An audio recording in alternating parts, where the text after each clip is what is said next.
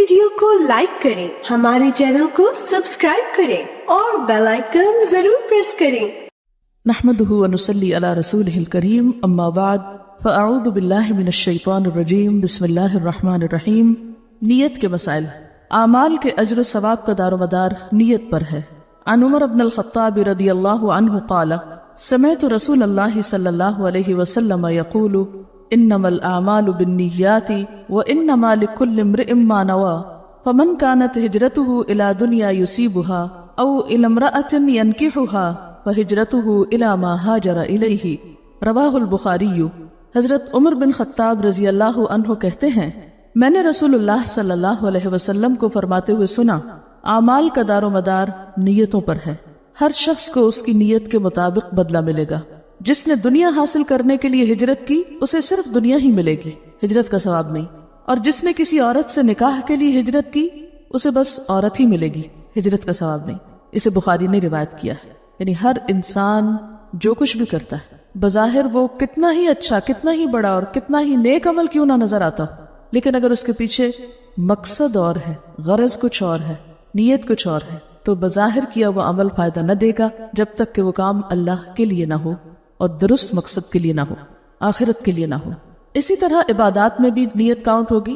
اگر کوئی ویسے ہی سارا دن بھوکا پیاسا رہتا ہے تو اس کے بھوک پیاس کا اسے کوئی اجر یا صلہ یا بدلہ نہ ملے گا۔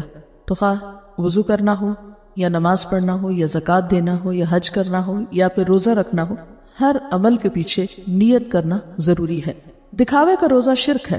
ان شداد بن اوس رضی اللہ عنہ قال سمعت رسول اللہ صلی اللہ علیہ وسلم یقول من صلی یرائی فقد اشرک ومن صام یرائی فقد اشرک ومن تصدق یرائی فقد اشرک۔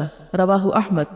حضرت شداد بن اوس رضی اللہ عنہ کہتے ہیں میں نے رسول اللہ صلی اللہ علیہ وسلم کو فرماتے ہوئے سنا ہے، جس نے دکھاوے کی نماز پڑھی اس نے شرک کیا، جس نے دکھاوے کا روزہ رکھا اس نے شرک کیا، جس نے دکھاوے کے لیے صدقہ کیا اس نے شرک کیا۔ اسے احمد نے روایت کیا ہے۔ روزے کی نیت دل کے ارادے سے، مروجہ الفاظ وبصوم غد نویت سنت سے ثابت نہیں، کیونکہ نیت زبان پر نہیں ہوتی، نیت دل میں ہوتی، اور روزے کی نیت کے لیے کوئی بھی الفاظ نبی صلی اللہ علیہ وسلم سے ثابت نہیں ہے۔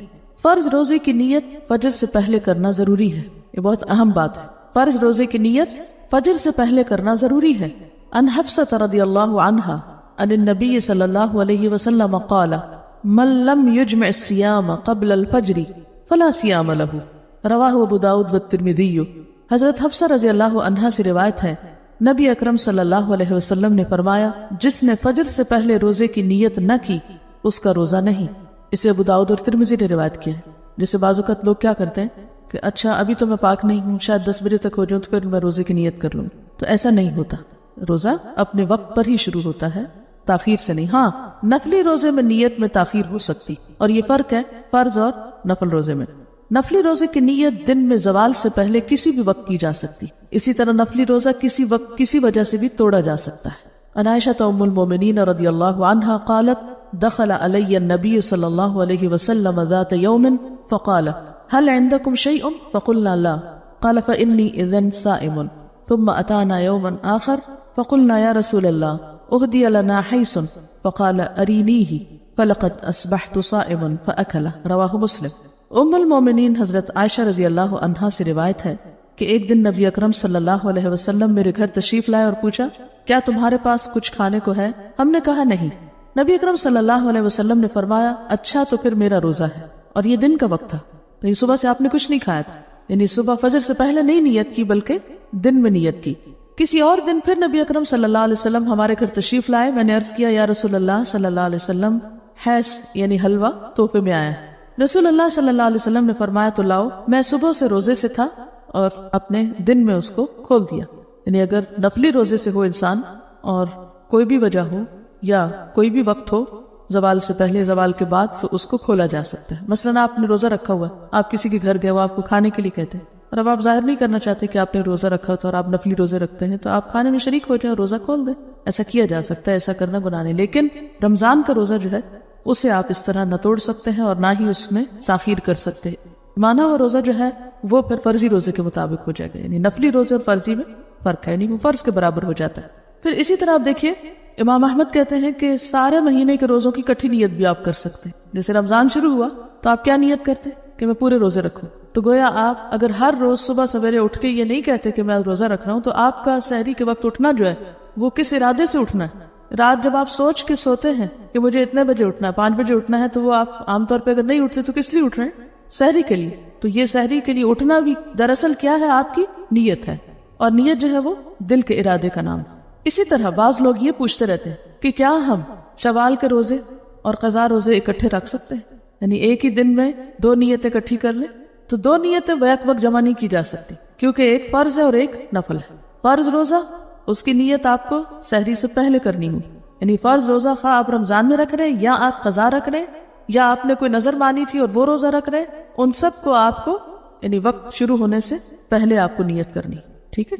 اب آپ شوال میں روزے رکھ رہے ہیں تو آپ کیا چاہتے ہیں کہ آپ کی یا تو شوال کے روزے ہوں یا پھر قضا. تو آپ یہ بھی کر سکتے ہیں کہ پہلے شوال کے رکھ لیں اور بعد میں قضا روزے پورے کر لیں، اور یہ بھی کر سکتے ہیں کہ پہلے قضا روزے جو فرض ہے آپ کے اوپر اس کو پہلے ادا کر لیں، اور باقی اگر مہینے میں مزید مہلت مل جاتی تو آپ شوال کے روزے رکھ لیں. یہ نہیں ہو سکتا کہ آپ شوال کے روزے کی نیت سے بھی روزہ رکھیں اور اسی روزے کے اندر قضا کی نیت بھی کر لیں. بالکل اسی طرح جیسے آپ یہ نہیں کر سکتے کہ مثلاً آپ 4 رکعت ظہر کے وقت شروع کریں اور کہیں سنت اور فرض دونوں کی نیت اکٹھی اور اللہ اکبر. یہ نہیں آپ کر سکتے. یا 5 کی اکٹھی، یعنی دن میں جتنے بھی 4 فرض ہیں، ظہر اثر عشاء سب کے فرض میں اکٹھے کر رہی ہیں. یہ نہیں ہو سکتا. ہر نماز کے لیے اس کے وقت پر الگ طور پر فرض کی، الگ طور پر سنت کی، الگ طور پر نفل کی نیت کرنا ہوگی. اسی طرح جب آپ فرض روزہ رکھیں تو اس میں کوئی اور نہیں شامل کر سکتے، وہ صرف وہی روزہ ہوگا خواہ آپ شوال میں رکھیں یا شعبان میں رکھیں. کہنے کا مطلب آپ کا یہ ہے کہ بجائے آپ کسی اور دن فرضی روزہ رکھیں، آپ منڈے کو اگر رکھیں تو شاید ثواب زیادہ ہو، کیونکہ نبی صلی اللہ علیہ وسلم عموماً سوموار کے دن اور جمعرات کے دن روزہ رکھتے تھے. یا یہ کہ مہینے کے جو 3 روشن دن ہیں، ایام 20 جن کو کہا جاتا ہے، یعنی 13، 14 اور 15 کے جو دن ہیں جب فل مون ہوتا ہے ایک طرح سے، تو ان دنوں میں آپ صلی اللہ علیہ وسلم روزہ رکھا کرتے تھے. تو ہاں آپ ان دنوں میں بھی رکھ سکتے، لیکن یہ بھی لازم نہیں کہ انہی میں رکھیں گے تو ثواب زیادہ ہوگا. وہ تو نفلی روزوں کے لیے اگین رکھ لیں تب بھی ٹھیک ہے، اور اگر اس کے علاوہ کسی اور دن میں رکھیں تو خود فرضی روزے کے ادا کرنے کا ثواب بھی بہت ہے، ہاں وہ آپ کسی خاص دن رکھیں یا کسی بھی دن رکھیں. تو اس لیے چیزوں کو مکس اپ نہ کریں، ہر چیز کو اپنی الگ جگہ رہنے. السحور والافطار، سحری اور افطاری کے مسائل. سحری کھانے میں برکت ہے. نیند سے اٹھ جانے کے بعد جان بوجھ کر سحری ترک نہیں کرنی چاہیے. عن انس رضی اللہ عنہ قال قال رسول اللہ صلی اللہ علیہ وسلم تسحروا فإن فی السحور برکہ، متفق علیہ. حضرت انس رضی اللہ عنہ سے روایت ہے کہ رسول اللہ صلی اللہ علیہ وسلم نے فرمایا سحری کھاؤ کیونکہ سحری کھانے میں برکت ہے. اسے بخاری اور مسلم نے روایت کیا ہے. اور برکت کا معنی یعنی تھوڑا بھی کھا لے تو اس سے انسان کی سیٹسفیکشن ہو جاتی ہے، اور بالکل اگر کچھ نہ کھائے تو اس سے ایک اور طرح کی فیلنگ ہوتی. دوسری بات یہ کہ جو کھانا بابرکت ہوتا ہے وہ انسان کی صحت کا بھی ضامن ہوتا ہے. یعنی اس وقت کا کھانا جو ہے وہ انسان کے لیے کئی قسم کے فائدے رکھتا ہے.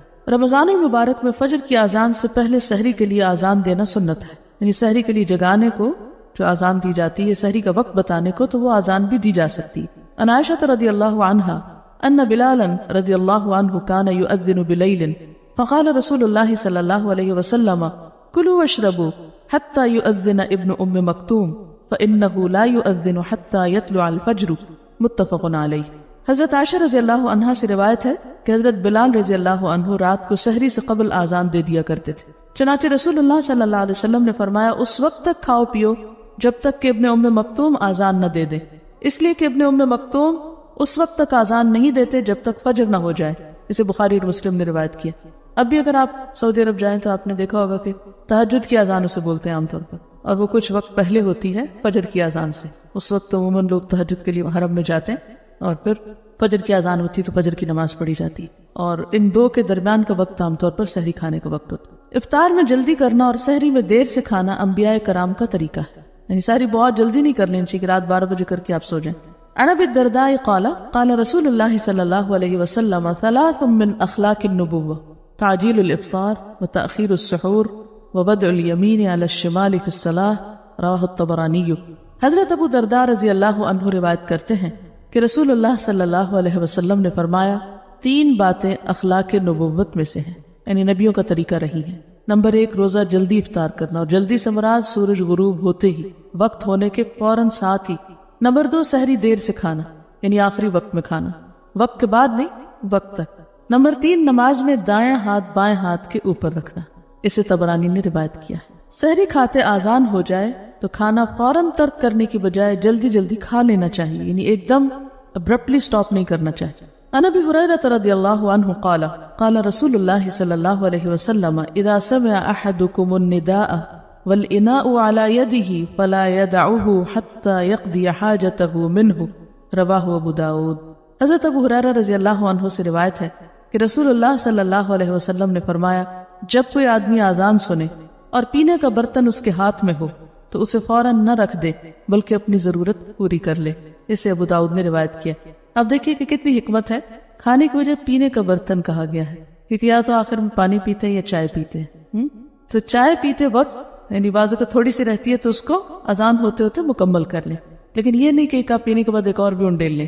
روزہ افطار کرنے کے لیے غروب آفتاب شرط ہے۔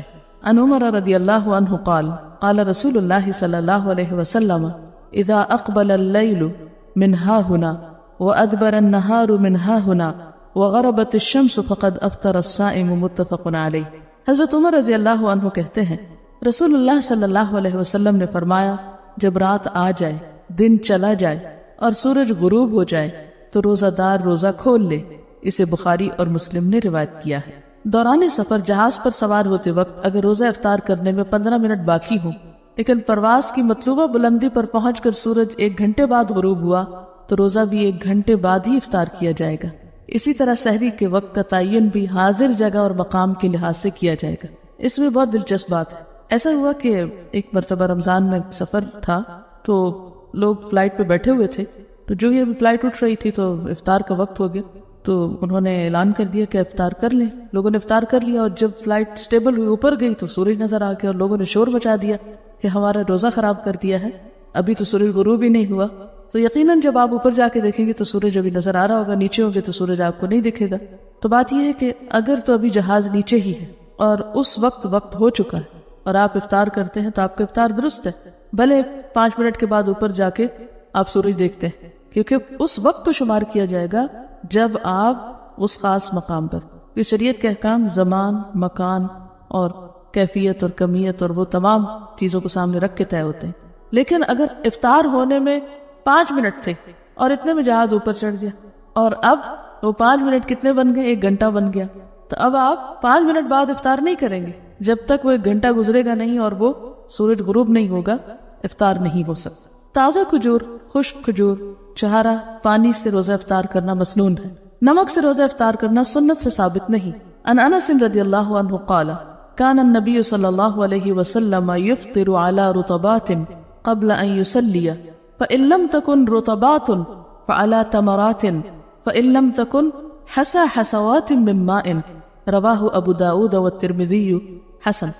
حضرت انس رضی اللہ عنہ سے روایت ہے نبی اکرم صلی اللہ علیہ وسلم نماز مغرب سے پہلے تازہ کھجوروں سے روزہ افطار فرماتے، اگر تازہ کھجوریں نہ ہوتی تو خشک کھجوروں سے، جن کو چھہارے کہتے ہیں، اگر خشک کھجوریں نہ ہوتی تو چند گھونٹ پانی سے ہی افطار فرما لیتے، اسے ابو داؤد اور ترمذی نے روایت کیا۔ کھجور میں چونکہ انرجی بھی ہوتی ہے، وہ ایک طرح سے کھانے کی جگہ ہوتی ہے اور اس کے بعد نماز پڑھنا آسان ہو جاتا ہے، فوری طور پر انرجی بحال ہو جاتی ہے اور یہی ایفیکٹ جو ہے وہ پانی کا ہوتا ہے۔ روزہ افطار کرتے وقت درج ذیل دعا مانگنا مسنون ہے۔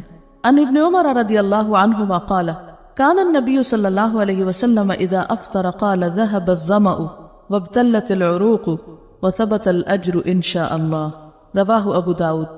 حضرت عبداللہ بن عمر رضی اللہ عنہ سے روایت ہے کہ نبی اکرم صلی اللہ علیہ وسلم جب روزہ افطار فرماتے تو یہ دعا پڑھتے، ذهب الظمأ وابتلت العروق وثبت الاجر ان شاء الله، پیاس ختم ہوئی، رگیں تر ہو گئی اور روزے کا ثواب انشاءاللہ پکا ہو گیا، اسے ابو داؤد نے روایت کیا ہے۔ روزہ افطار کروانے والے کا اجر روزہ افطار کرنے والے کے برابر۔ عن زید بن خالد الجہنی رضی اللہ عنہ قال قال رسول اللہ صلی اللہ علیہ وسلم من فطر صائما كان له مثل اجره غیر انه لا ينقص من اجر الصائم شيئا، رواہ الترمذی۔ حضرت زید بن خالد جہنی رضی اللہ عنہ کہتے ہیں رسول اللہ صلی اللہ علیہ وسلم نے فرمایا، جس نے روزہ دار کو روزہ افطار کرایا اسے بھی اتنا ہی اجر ملے گا جتنا اجر روزہ دار کے لیے ہوگا، اور روزہ دار کے اجر سے کوئی چیز کم نہ ہوگی. اسے ترمذی نے روایت کیا ہے. یعنی روزہ رکھنے کا جو ثواب روزہ دار کو ملے گا افطار کرانے والے کو بھی اتنا ہی ملے گا، اور یہ اس سے لے کے نہیں دیا جائے گا، اللہ تعالیٰ اپنی خاص رحمت سے عطا کرے گا. روزہ افطار کروانے والے کو درج ذیل دعا دینی چاہیے. ان انس رضی اللہ عنہ قال كان رسول اللہ صلی اللہ علیہ وسلم اذا افطر عند قوم قال افطر عندكم الصائمون واكل طعامكم الابرار وتنزلت علیکم الملائکۃ. رواہ احمد. حضرت انس رضی اللہ عنہ کہتے ہیں رسول اللہ صلی اللہ علیہ وسلم جب کسی کے ہاں روزہ افطار فرماتے تو ان کو یہ دعا دیتے، کیا؟ افطر عندکم الصائمون واکل طعامکم الابرار وتنزلت علیکم الملائکہ. اس کا ترجمہ ہے روزہ دار تمہارے ہاں روزہ افطار کرتے رہے، یعنی آئندہ بھی تمہیں یہ موقع ملتا رہے، نیک لوگ تمہارا کھانا کھاتے رہیں، اور فرشتے تمہارے ہاں نازل ہوتے رہیں، یعنی رحمت لے کر. کسی بھی جگہ فرشتوں کا نازل ہونا باعث رحمت ہے، اللہ یہ کہ کوئی مجرم قوم ہو. اسے احمد نے روایت کیا ہے. اس کا یہ مطلب نہیں کہ باری باری افطاریاں ہی کرائی جائیں تو تب یہ ثواب ہو سکتا ہے. آپ ایک کھجور سے ایک گھونٹ پانی سے بھی کسی کا روزہ کھلوا دیتے ہیں تو اس سے بھی یہ ثواب ہوتا ہے. بعض اوقات ایک کام بظاہر ٹھیک نظر آ رہا ہوتا ہے لیکن اس کا نتیجہ درست نہیں ہوتا، تو ہمیشہ نتیجے کو دیکھ کر کام کا آغاز کریں. اگر افطار کرانے کا ثواب بہت زیادہ ہے تو دوسری طرف اس چیز کو بھی ذہن میں رکھیں کہ یہ نہیں کہ سارا دن آپ اتنے ہلاک ہو جائیں کہ پھر آپ اپنی تراویح بھی چھوڑ دیں اور اگلے دن کی سحری بھی خطرے میں پڑ جائے اور نمازیں بھی آپ کی جلدی جلدی ہوں. تو ایک نیکی کرتے وقت دوسری نیکیوں کو ختم نہیں کرنا بلکہ ہر کام اعتدال کے ساتھ